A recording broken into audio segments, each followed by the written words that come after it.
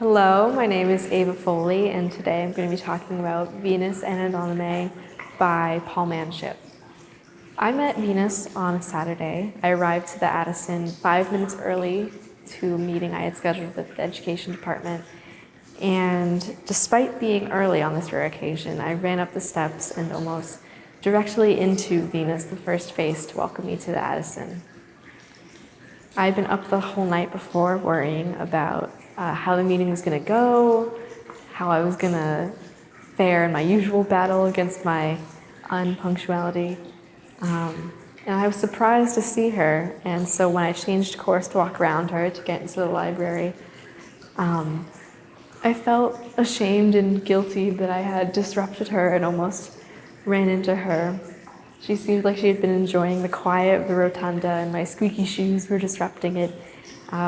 And since that point, for a long time, every time I walked into the Addison, I felt like I was always rudely disrupting her at the worst possible moment and catching her in a state of total harmony with herself and her surroundings that I wasn't meant to see. And I think you probably understand this feeling.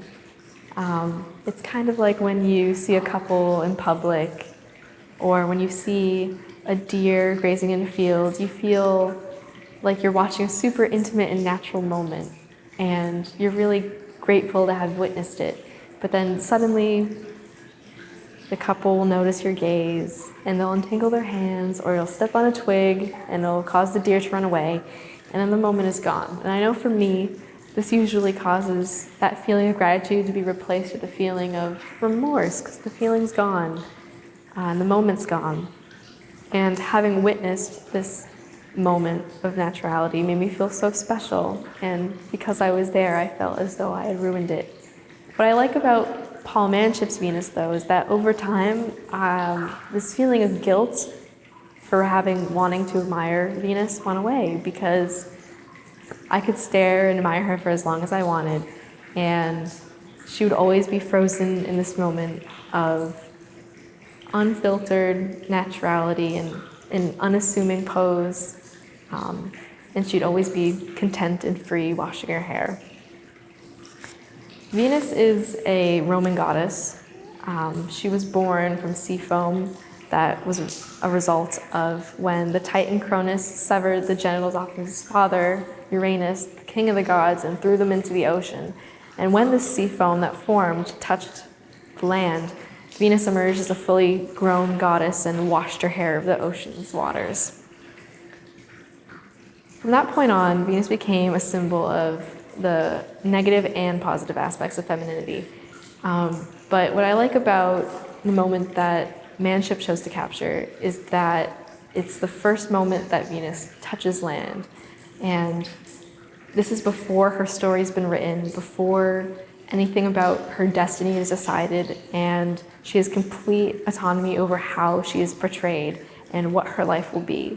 In this moment, she doesn't know she's a goddess. She doesn't know what her weaknesses are. She doesn't know what she'll become.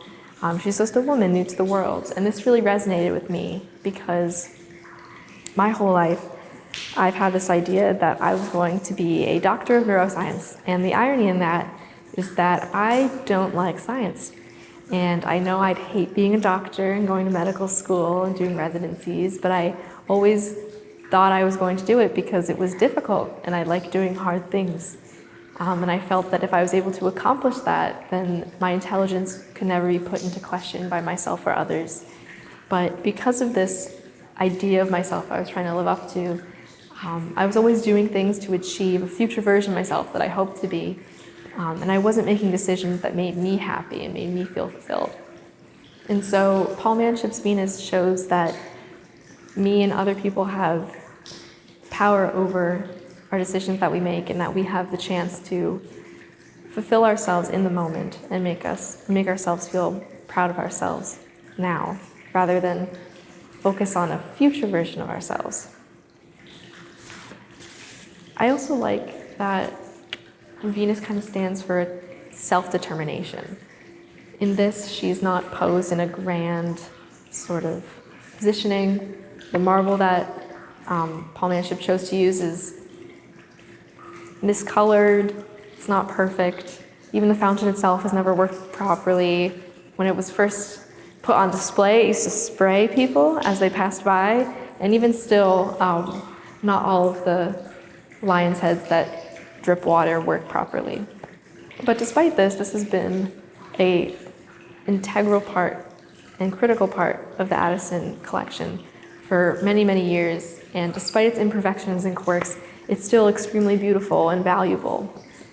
This has taught me that there's something beautiful and poetic about accepting one's flaws, and that it makes us more human and interesting that we have these imperfections and that we display them as much as the parts of ourselves that we love and cherish.